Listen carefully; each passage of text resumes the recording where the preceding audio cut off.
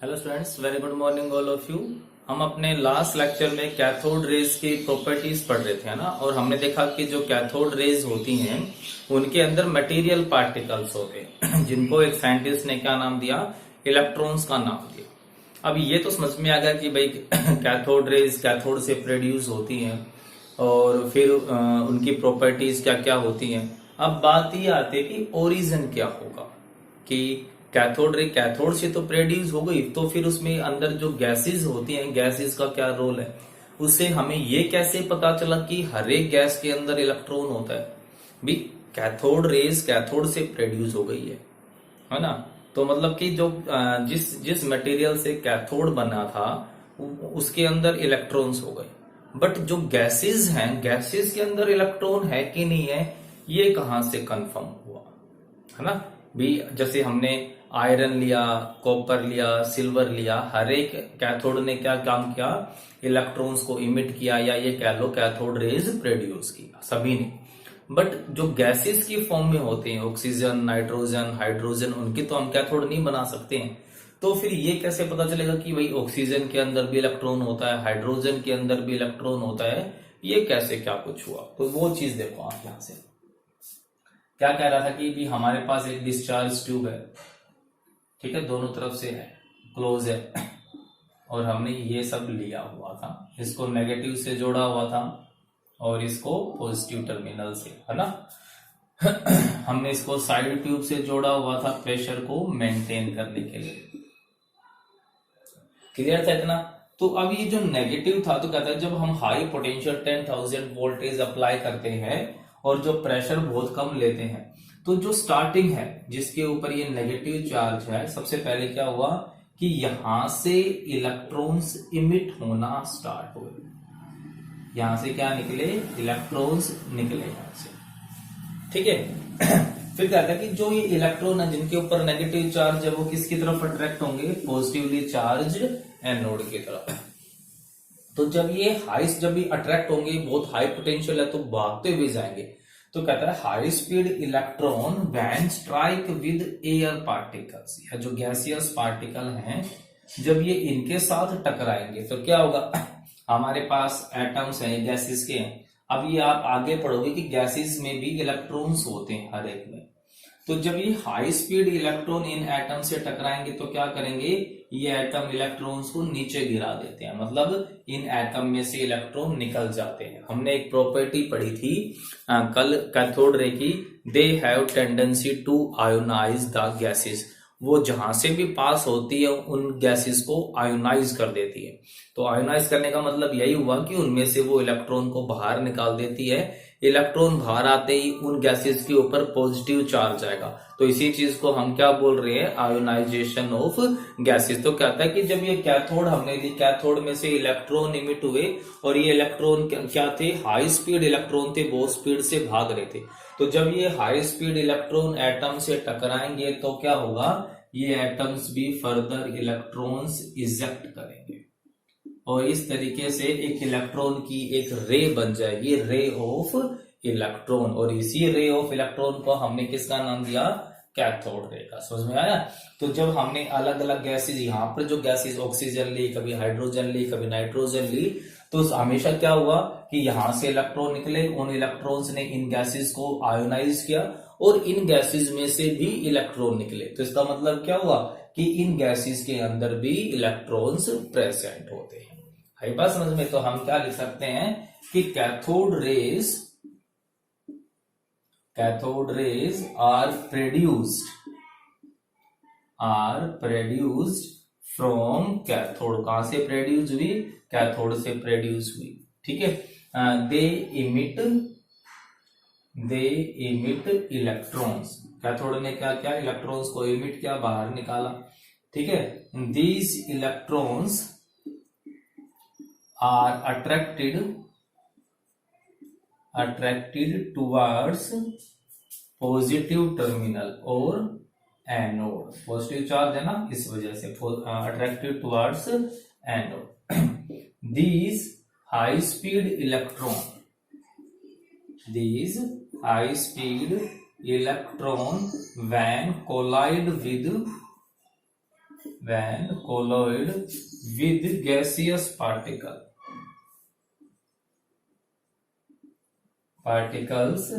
then they further produced electrons,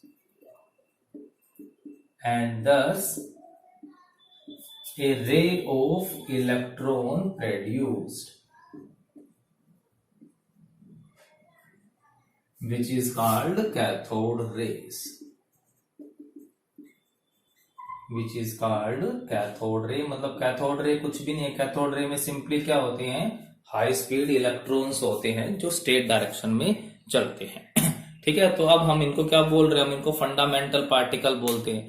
fundamental particle सिर्फ और सिर्फ इस वजह से बोलते हैं, क्यों बोलते हैं, क्योंकि ये सभी के अंदर प्रेजेंट होते हैं। अगर हमारे पास कोई एक गैस भी ऐसी होती जिसके अंदर इलेक्ट्रॉन नहीं होता, मतलब जब मैं उस गैस को इसके अंदर डालता और वो इलेक्ट्रॉन प्रोड्यूस नहीं करता, तो मैं क्या कहता कि भाई इलेक्ट्रॉन सभी में नहीं होते। बट ऐसी हमारे पास कोई गैस थी नहीं, हमारे पास अभी भी ऐसा कोई सब्सटेंस ऐसा नहीं है जिसके अंदर इलेक्ट्रॉन्स प्रोड्यूस नहीं होते, मतलब इलेक्ट्रॉन सभी के अंदर होते हैं।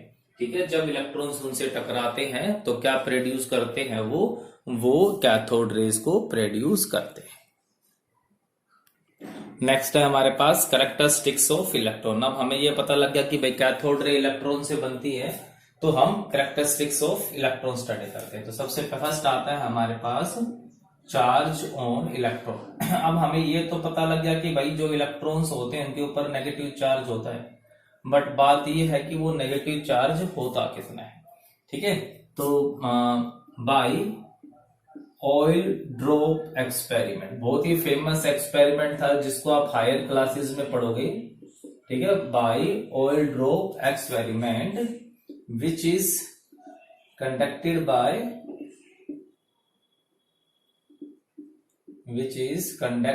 Bye Millikan. एक साइंटिस्ट थे बहुत ही फेमस, उन्होंने एक फेमस एक्सपेरिमेंट किया, ऑयल ड्रॉप एक्सपेरिमेंट। ठीक है, तो found that the charge on electron is minus 1.6 into 10 raised to power minus 19 coulomb. जो चार्ज होगा वो कितना होगा, वो इतना चार्ज होगा। ठीक है, it is smallest charge,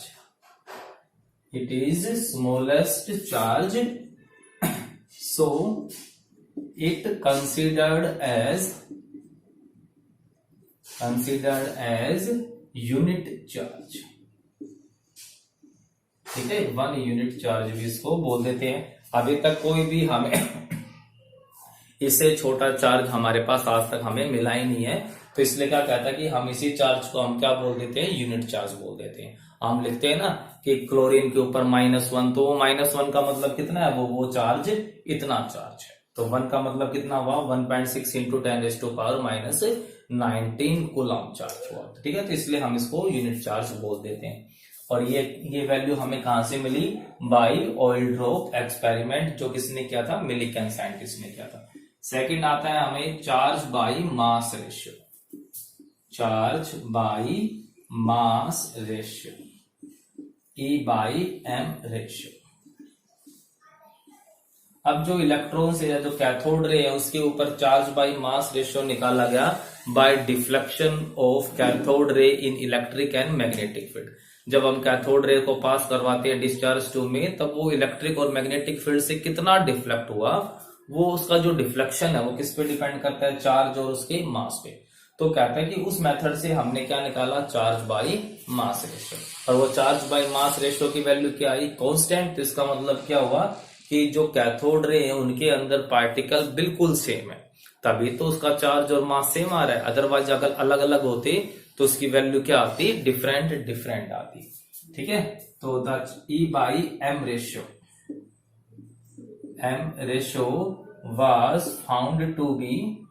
was found 1.76 into 10 raised to power 11 coulomb per kilogram. ठीक है, this ratio is constant। ये रेशियो क्या था, कांस्टेंट था। This ratio is constant for all type of cathode ray। और ऑल कैथोड रेज। तो ये क्या कंफर्म करता है कि कैथोड रेज के अंदर सिर्फ और सिर्फ क्या प्रेजेंट होते हैं, इलेक्ट्रॉन्स होते हैं। अगर उसके अंदर कोई दूसरे पार्टिकल्स होते तो जो चार्ज बाय मास रेशियो था वो चार्ज बाय मास रेशियो क्या आता, डिफरेंट आता। ठीक है, तो अब हमारे पास चार्ज की वैल्यू आ गई, चार्ज बाय मास की वैल्यू आ गई। तो अब हम क्या निकाल सकते थे, मास। तो मास ऑफ इलेक्ट्रॉन फाइंड आउट किया गया। उन्होंने क्या किया, सिंपल सा कि चार्ज को चार्ज बाय मास रेशियो से डिवाइड कर दिया और किसकी वैल्यू आ गई, मास ऑफ इलेक्ट्रॉन की, कि भाई मास ऑफ इलेक्ट्रॉन होता कितना है, मास ऑफ इलेक्ट्रॉन फ्रॉम। अब हमारे पास क्या हो गया, कहता है from E by M ratio and charge of electron.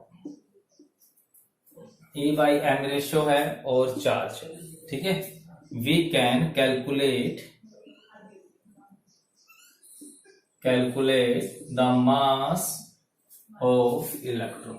हम क्या कैलकुलेट कर सकते हैं, मास ऑफ इलेक्ट्रॉन कैलकुलेट कर सकते हैं। कैसे करूंगा, सिंपल सी तरीका है, मैं क्या करूंगा, mass is equal to mass of electron is equal to charge divide by E by M ratio. क्या आ जाएगा यहां से,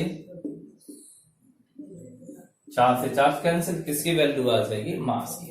अब चार्ज कितना था, 1.6 इंटू 10⁻⁻⁹, उसका मैग्नीट्यूड ले लूं, और चार्ज बाय 1 रेशियो कितना था, 1.76 इंटू 10⁻11। तो जब हम इसको सोल्व करेंगे तो वैल्यू कितनी आ जाएगी, 10⁻31 किलोग्राम। तो ये आ गया मास ऑफ इलेक्ट्रॉन। तो दिख रहा है ना कि बहुत छोटी वैल्यू होगी, तो हमारे पास ये आ गया मास ऑफ इलेक्ट्रॉन। ठीक है, तो हमें चार्ज पता होना चाहिए, मास पता होना चाहिए, चार्ज बाय मास रेशियो पता होना चाहिए। ठीक है, तो ये कैरेक्टरिस्टिक्स हो गई। अब लास्ट है डेफिनेशन ऑफ इलेक्ट्रॉन की। हम इलेक्ट्रॉन को अब कैसे डिफाइन कर सकते हैं, तो कैसे डिफाइन कर सकता हूं मैं इलेक्ट्रॉन को, it may be defined as the sub atomic और फंडामेंटल पार्टिकल, सब एटॉमिक और fundamental particle which carry 1 unit negative charge, which carries 1 unit negative charge. कितना होगा वो, 1.6 into 10⁻⁻⁹ coulomb, and mass nearly equal to 1/1837, मतलब exact value of hydrogen atom. और जो उसका मास होगा वो मास लगभग कितना होगा, इतना पार्ट होगा हाइड्रोजन एटम के। ठीक है, और इसको हम डिनोट किससे करते हैं, it is denoted by E-1 charge, और ऊपर क्या हो गया, मास। ये मास नियरली जीरो भी नेग्लिजिबल है ना, और जो चार्ज है वो चार्ज कितना हो गया, -1।